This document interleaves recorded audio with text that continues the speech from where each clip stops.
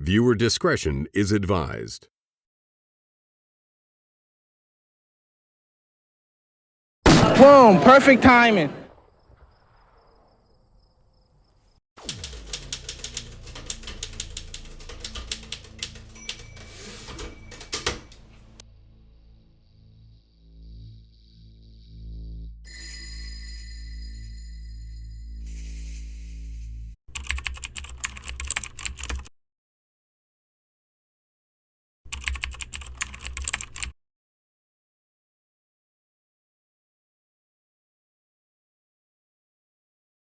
The Fresno Police Department conducted a probation search at an apartment where they alleged ongoing gang activity. More than a dozen men within the second floor apartment were ordered outside, including 17-year-old London Wallace, who is seen on video being searched as his peers watch from the ground.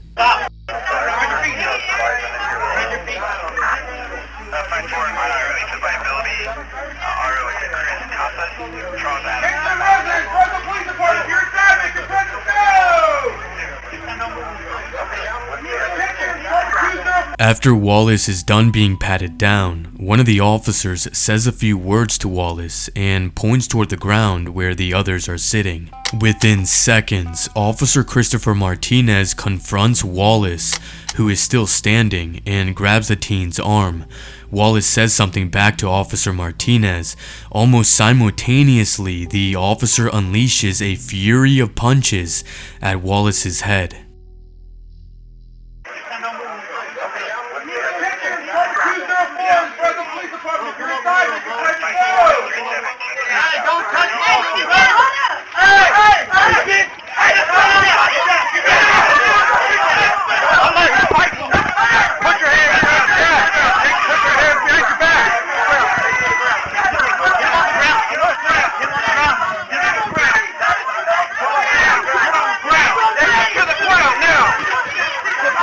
The video goes on to show Wallace wrestled to the ground by officers who struggled to get both of Wallace's hands behind his back and handcuff him. Put your hands behind your back!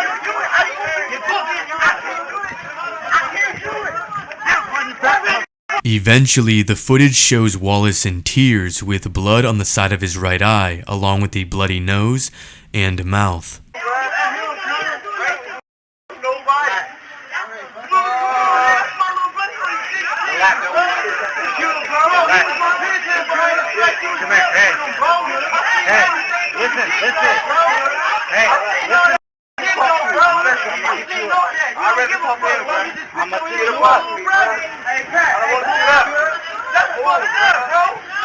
Sit him up.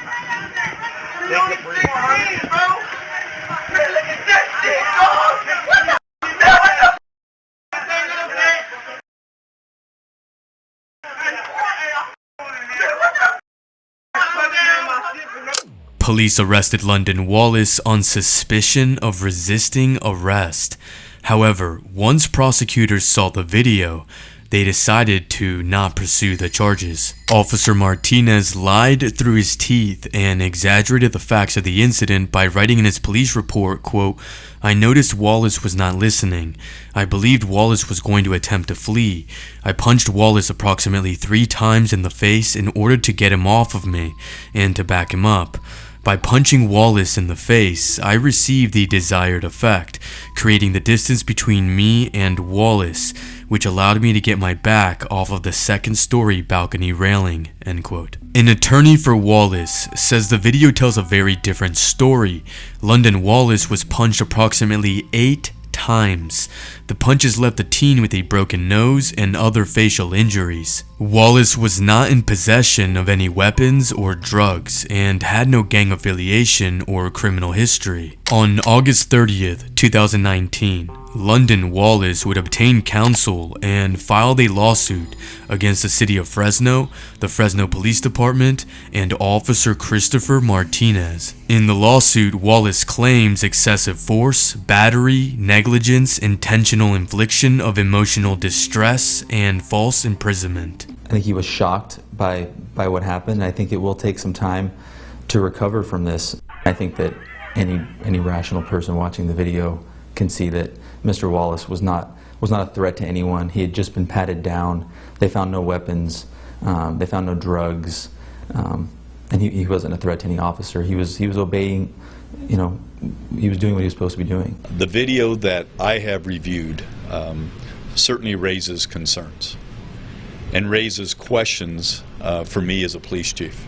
At a press conference Wednesday, Chief Jerry Dyer gave more details. According to Dyer, Martinez felt Wallace was not following directions and that the teen was trying to get away.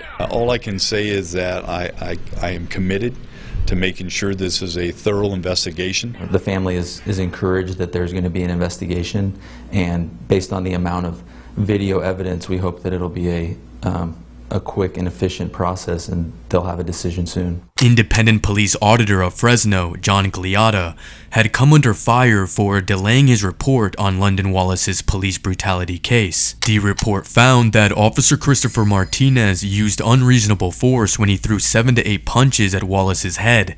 Internal Affairs initially cleared Officer Martinez, but later found a violation of policy after a review by the police chief. In his report, Gliada states that the first 3 punches were determined to be within policy, but says, quote, "It is my opinion punches 4 through 7 could have been avoided, since the CP has now bent over with his hand covering his head in an attempt to avoid the punches and was no longer being a threat." The delay in releasing the report, which was almost 3 months, was due to concerns about the community reaction. However, the city would be forced to release the report after public outcry. But it is a little concerning that it took 18 months to come to that conclusion. I don't know how much money and how many resources were needed to do that, when any rational person looking at that video for 30 seconds can come up with that conclusion. But Todd Frazier, president of the Fresno Police Officers Association, says the video doesn't tell the whole story, and he supports the officer who made a quick decision in a hazardous situation. Now they have officers standing there, people seated all around them. They are at a big time of disadvantage, and they're still pulling people out of the apartment, and they still don't know what's inside that apartment. You know, are there more people, more than potentially armed? Fresno Police Chief Andy Hall also releasing a statement saying in part, quote, "I give serious consideration to the OIR findings and recommendations. From this information, I determined the need for department policy changes as well as additional training needs for officers." I think what everybody wants to see is better trained officers where things like this don't happen. And when things like this do happen, there are consequences. At the time of this incident, Officer Martinez was placed on routine modified desk duty and was not allowed in the field pending the results of the Internal Affairs investigation. In late July of 2023, I called the Fresno Police Department to confirm whether or not Officer Christopher Martinez was still employed. The only thing they could really tell me was that there's still an officer by the name of Christopher Martinez employed with the Fresno PD, but they could not confirm whether this was the same Christopher Martinez that punched the 17-year-old London Wallace 8 times in the head and face.